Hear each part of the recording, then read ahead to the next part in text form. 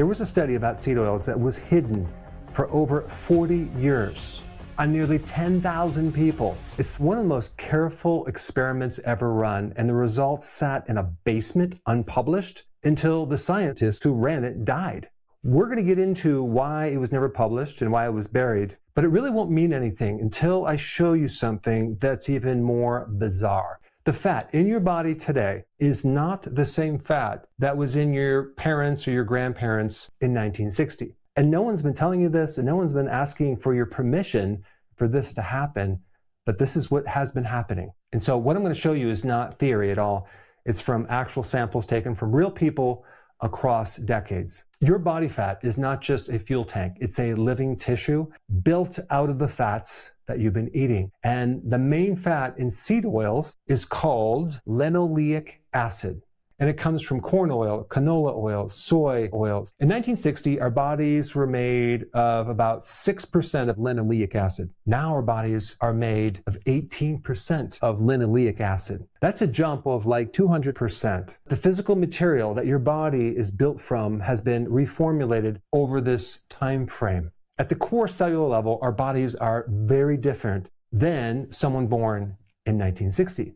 And not only that, it starts before your first bite. The linoleic acid in mother's breast milk roughly doubled across the 20th century too. And get this, soybean oil has not just increased 10% or 20%, it has increased 1,000% over this time period. So yes, there's a huge debate on seed oils. Some group will say, well, they're not bad for you, we haven't done the studies. Another group will tell you they're inflammatory, they're very bad. Well, my question today is a little bit different. What happens when these seed oils accumulate in our fat cells as well as in our cellular membranes? And there's mixed research on this. Some studies show it's not harmful. Some studies show that it is harmful.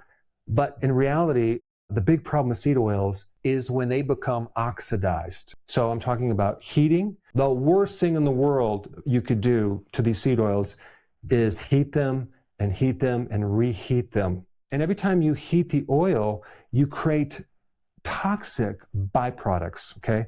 These two right here. I'm not going to get into the technical names for these, but what happens, these byproducts go throughout the body, they accumulate, and they're like super glue. They start attaching to all sorts of proteins, and then they make that protein unavailable to you. Today's argument is not necessarily about the seed oils themselves.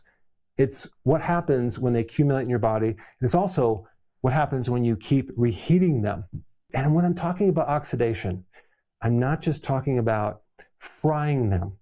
I'm talking about what happens when you burn this oil that's in your fat cell. So when you're using up your fat, you're burning the seed oils that are embedded in your fat cells, and you're creating oxidation and you're creating byproducts just from using this fat. Normally, our fat cells are supposed to be made from saturated fats, which are tough and they have more durability. But what we've done is we've slowly been replacing the saturated fat with the unstable, very fragile linoleic acid in our fat cells.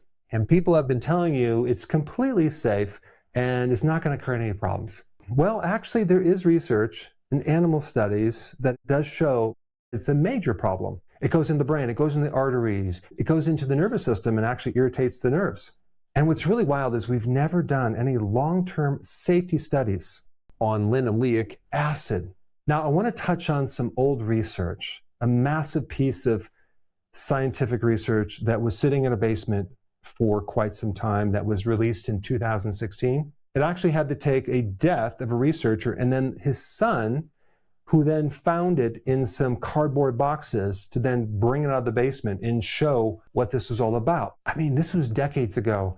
The government launched a massive experiment to prove that animal fats caused heart attacks. They took 9,500 people and forced half of them to swap out butter for vegetable oil. This is one of the largest, most rigorous diet trials in human history, and it was sitting in a basement.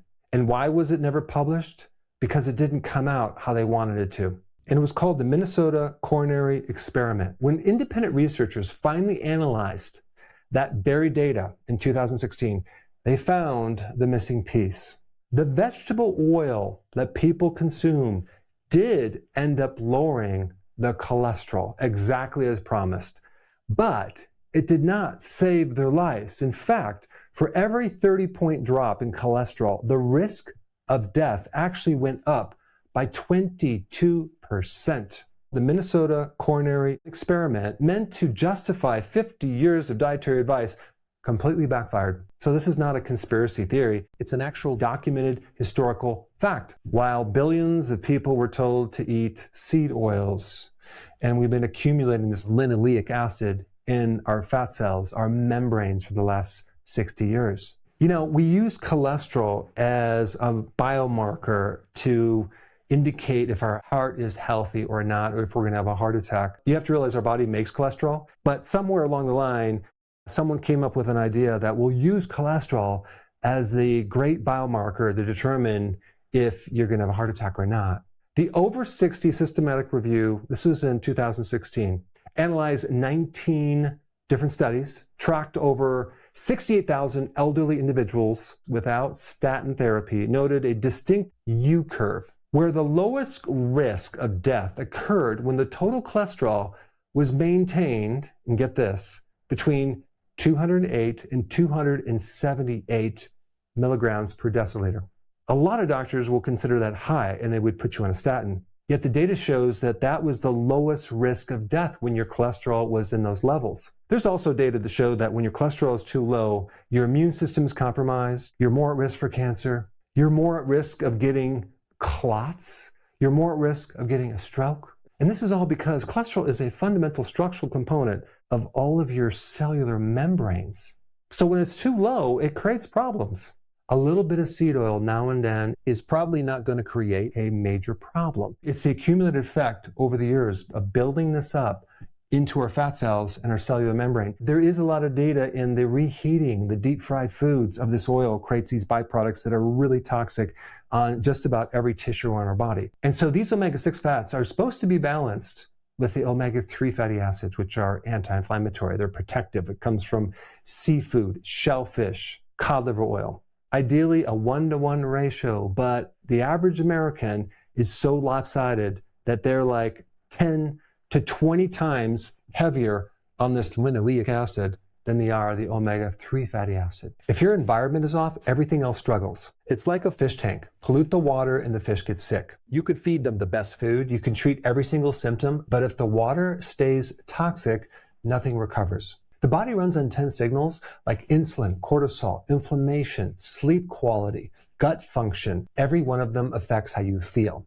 But there is always one signal that is more broken than the rest. And until you fix that one, everything else stays stuck. I built a free 2-minute quiz that finds it for you. It tells you which one of the main signals is holding your body back right now. Click the link in the description, take the quiz, and stop guessing. Okay, there's 2 things that the average American needs to do.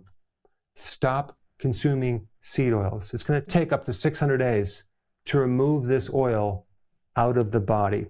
At the same time, you need to replace the omega-3 fatty acids. That comes from fish oils, cod liver oil, fish, shellfish.